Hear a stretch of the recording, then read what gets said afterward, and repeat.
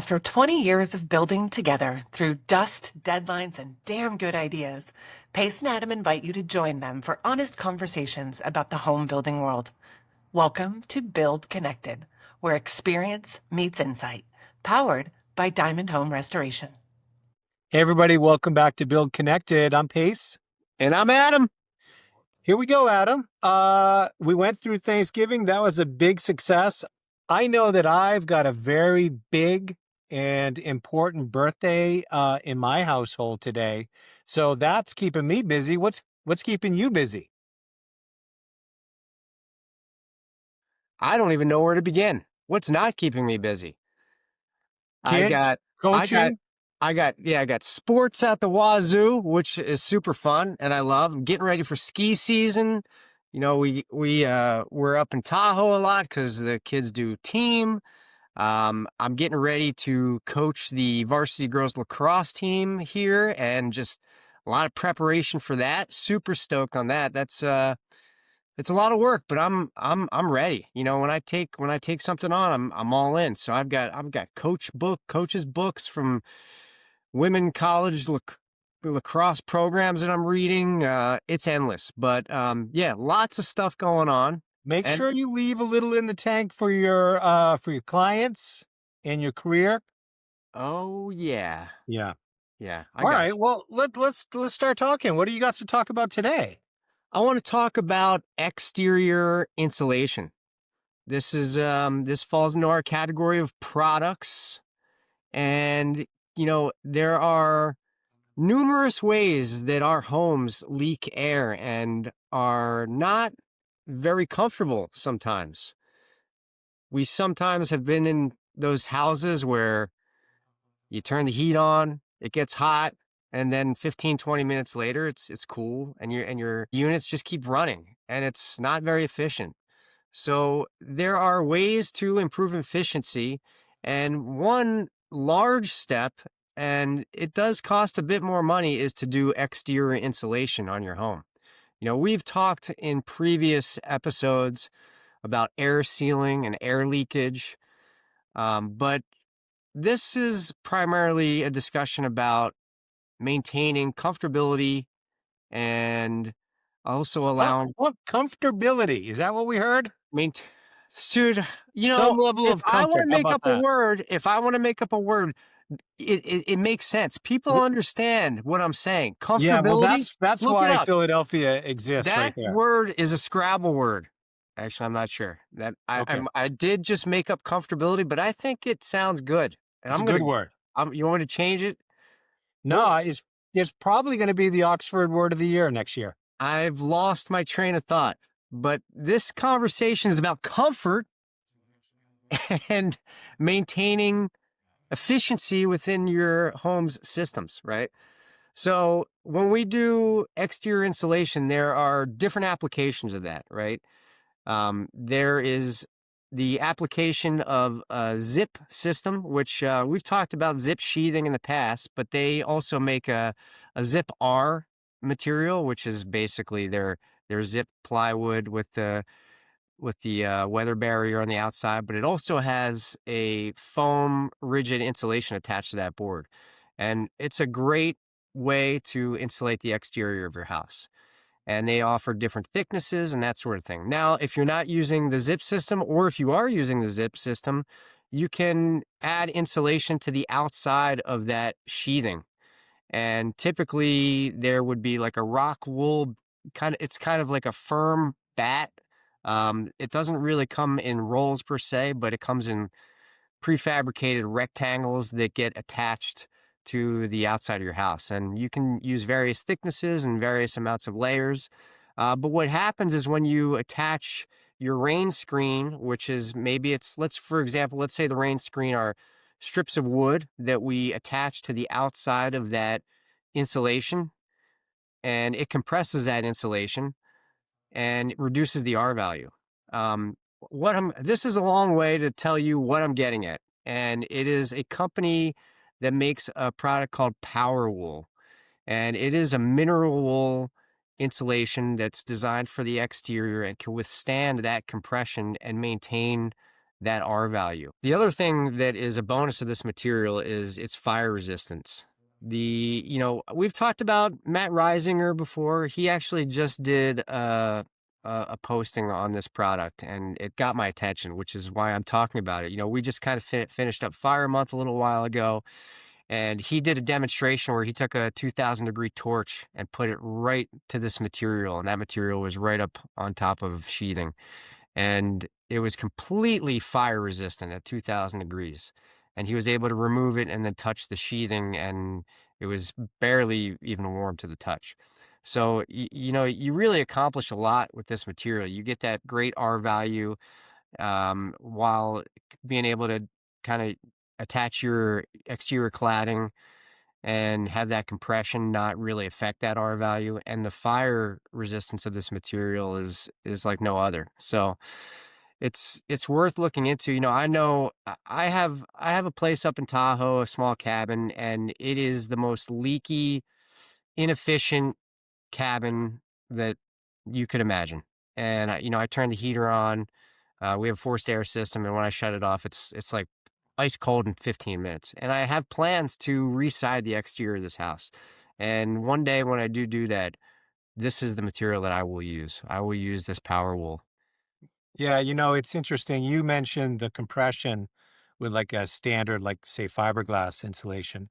But the big problem that this is solving is thermal bridging, right? Matt, who you mentioned, and many other people have used the analogy of like a rib cage. If you think of the framing of your house, the wooden studs as like the ribs or a skeleton, we're only able to insulate between those ribs. Where there is framing, you get what's called thermal bridging. The wood is a far worse insulator, and so it's the most inefficient part of the wall.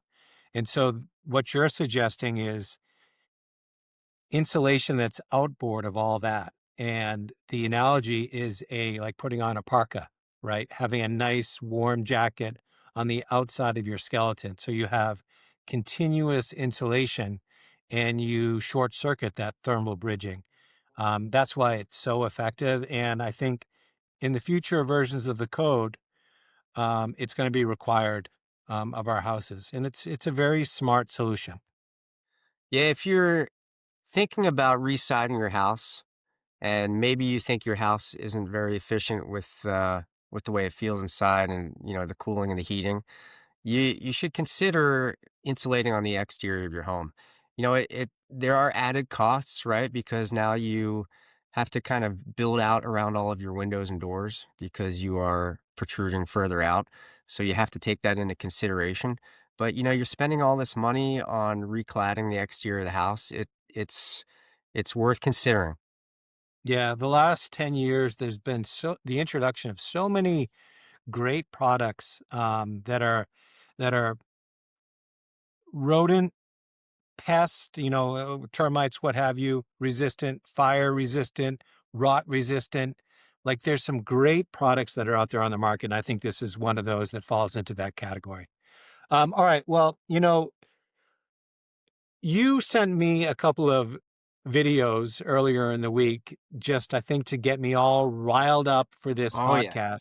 that And I I did. want to talk about the general idea of these videos. There's a countless amount of, in this case, the first one you sent me was a designer talking about how you can always tell a builder's house, right? Because they're picking stock items, from their stores where they shop, and there's just no consistency. Um, that runs through the house, and that's why you need to hire a designer. That was the general gist of it. I'm certainly not going to pick on the person directly, but let me tell you why that is a problematic post. It would be very similar to a builder who just tells you about the best way to do something. Like every conversation when it comes to this type of work, and that's building a home or remodeling a home, is a multi point conversation. It needs to be a balanced conversation. meaning it's a value proposition. And so you cannot only focus on quality. You have to focus on the other legs of that value triangle, which are cost and time. And so every decision needs to be considered. Like those things have to be considered. You can't just pick on somebody or something and only look at one aspect of it. You have to look at it in total. And I guess it's just it's a red flag, if you will, to when you're listening to someone's advice on something you're trying to do, just keep an ear out for a balanced conversation. Are they looking at all aspects of something, or are they just focused on one individual thing? I think that's the thing that I wanted to talk about today. Wow, that's all you got, huh? I thought for sure there was going to be steam coming out of your ears or something else, but you're right. You have to take in the entire package, and maybe maybe on that particular post, it was just kind of the horse blinders were on because it was just about specific items that that are common that she might see in a house. I think what I'm trying to say is I think that it's just it needs to be a balanced conversation. You can't just take quality because you could argue let's use Mercedes and Toyota. Like if you just said Mercedes is a better car, why don't you buy a Mercedes to everybody in the world? Like that would obviously fall flat really quick because most people can't afford a Mercedes, right? The same thing is true in the building world, right? There is a cost associated with quality. And so you buy the best you can with the money that's available to you. I think it's really as straightforward as that. I think that's what people want too, right? I mean, we've talked to clients. In fact, we talked to a client today who said, "Listen, my husband and I, we like expensive things, but at the same time, we have a budget. What can we do to achieve the look that we love? And maybe we can save a little bit of money by having different options with different products, right? Yeah. It's not always about buying the Mercedes kind of version of things, but Yeah. I think people get that, but I think you're right. It's about the big picture and bringing everybody in and having a discussion about it, and not it being kind of one sided. That like, hey, if you see somebody's house and you see particular items, that's a builder's house and they've made selections because it's off the shelf stuff and none of it makes sense. Yeah, look, you and I have been in houses before where we've seen that kind of stuff, and I interpret it however you want. Um, but it's got to be a complete conversation. Yeah. My point is just keeping an ear out for the person you're talking with. Make sure they have a multi-dimensional thought, right? Not just one thing. Make sure they're thinking about your budget, your timeline, and the quality of your house. But Yeah, I it's mean, interesting, and maybe this wraps into the interesting thing on a project. I mentioned that you sent me two different videos, right? The second one, which proves that I'm not just picking on designers here, was from a builder, right? And I was equally frustrated with the builder because like his whole thing that he was poo-pooing on somehow the industry was just about like him pricing bids and not being part of the solution early on, I think. And just somehow like his pricing was in the middle and people like I don't, to be honest, I don't even really know what his point was, but the foundation of his thought was just, I think, part of the problem. Like what we continue to say is the team needs to be assembled early. You need to develop pricing with design. Um, you just don't wait for the design to be finished and then put a price to it. It's just the wrong way to do it. yeah, I mean, we've been doing this long enough. We've been lucky enough to really meet some great designers out there and architects and engineers and have that team together early and have these conversations early and talk about budget and design. And that's the key, right? Have all that together early. I mean, and this leads into our final topic of something interesting on a project, right? It's about getting those people together, timelines, what your expectations are for a project from the very beginning when you have this team together to actually swinging a hammer, right? I mean, you and I have been part of a project that we were talking about, gosh, 6, 8 months ago, and we kind of had everything lined up in terms of what the budget was and what the design was going to be, and it's still kind of on hold, right? It's there's so many people that are involved, whether it's, the architect, the engineer, the city. The city seems to be the worst part of it most of the time, right? And I get frustrated, and I know you do too, and I know the clients do too, as well as the other people that are part of the team, right? I mean, the architect submits plans, and it sits on somebody's desk for so long. I mean, we're like in this holding pattern, and then it's it's It, frustrating. it's difficult as a builder to be able to plan for a schedule when there's just an unknown amount of time from like today until we're going to swing a hammer. We continually have talked about regulation and all of the inefficiencies there. One of the like real world um, problems that creates is we have no real idea of when to expect a permit when it goes through that part of the system, right? Like you're right. We started talking about this. It was actually closer to a year ago, and there was some prep work that had to be done on our end that we've completed. I don't think that, design is going to be complete for another 3 or 4 months. And then, you know, it's in San Francisco. Theoretically, it could be a year plus before the permit is pulled, and that's the crazy thing is that's the average in that city. So like how do you plan for something that may be 1 year, maybe 2.5 years out?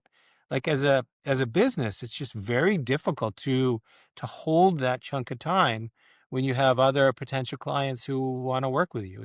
It's challenging. It is, but what choice do we have, right? Like this is what we do. How many times do we have clients that say, "Hey, we understand the time frame of this process. Like, will you guys be ready to go?" I mean, the answer is always yeah, and it's yeah because we are. Anytime, like for you and I know it's different for other people, but anytime we're in pre-construction, like that's an automatic kind of block in our schedule. We'll make it happen. But yeah, there are challenges. Our world is so cyclical, right? I mean, our company basically runs best when we have approximately 3, maybe 4 jobs going at once. But if we're cranking on 3 jobs, and we take on a 4th job, it comes when you're not expecting it because all of a sudden the permit's ready and we think it's going to be more time or less time. It does create challenges, but this is every contractor, and there's no way to solve that, right? There I mean, is. well, yeah, you could say there is, but it comes down to mainly the building department. I think, right? I mean, if you have all the right people in place, and we go through our design and engineering, and people are making decisions in a timely manner, and we're ready to go, you hit this bottleneck, and it's the same story. Right. So like what you said, I mostly agree with, but there's like two things I need to say. The first one is accountability. Like the government agencies need to be able to deliver in a timely manner. And if they can't, then we need to change something as a people, right? So accountability is important. The average time to a permit in San Francisco is 2.5 years. That's not acceptable. And they are working there. The city is actively working on that and they're working hard. But that's one thing that has to be done. And the second thing that's an unexpected benefit of our pre-construction is each of the players, engineer, the design team, and us, we are saying things like, we're going to have you this initial estimate in 2 weeks, right? Then the design team will say, we're going to take those changes. We're going to modify our design. We'll be back to you in 2 weeks, right? When you start saying, providing like a timelines, it's a great first check. Can you actually follow through with that or not? So this pre-construction stage allows us to see who is actually following through with their promises, if you will.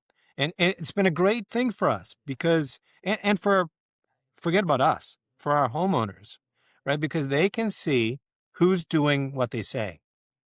I think that's the other half. So I think half of it is the government agency, your local town or city.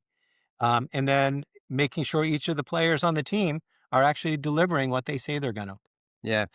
This is a bit off topic, but it just got me thinking, look, we always say how we learn on every job, no matter what that aspect of that is. And you're making me think about some of the costs that are involved in this process. And I'm just saying it out loud because it came to me, and I want homeowners to have a better understanding of this. We just had a project where we had the structural engineer um, submit an invoice to the client, and that invoice was in regards to him performing special inspection. And I don't think it was clear to the homeowner in the contract that there would be additional fees. And like, look, I know these projects that we're talking about are expensive, right? And maybe this fee doesn't seem like very much, but they add up, and it's about creating expectations. So as a homeowner, you really need to understand that you're paying an engineer to do the plans, but you also have to know that if there are structural elements in that project that require special inspections, and we've talked about special inspections on previous episodes, but in this instance, I'm referring to the actual engineer that needs to come on site to do an inspection. Generally, depending on the size of the job, it could be a couple of visits, it could be half a dozen visits, but each one of those visits will there will be an invoice submitted to you for that. And I think from our standpoint, we have learned that we need to do a better job of communicating that to our clients as well, even though it's not our contract and we're not in contract with those people. You as the homeowner contracted separately with the engineer. It's good to just know what all your costs are before you get down that road. I'm not sure why that popped into your mind. I guess it's about expectations. I think that's why you brought it up. Yeah, absolutely. Yeah. Well, all right. Well, there's plenty more. We're gonna, that whole process is something that we love talking about, and we think it's at the heart of what we do and what needs to get better. So, like, it's a common topic on the podcast. But all right. I think that's all for me. You, Adam, you good? Yeah, I think that about does it. Well, thanks for joining us on another fun episode. I'm Pace. And I'm Adam. See ya. Thank you. Thanks for joining us on Build Connected. For more stories, insights, and ideas, visit diamondhomerestoration.com or find us on Instagram and LinkedIn. We'll be back next week. We hope you will too.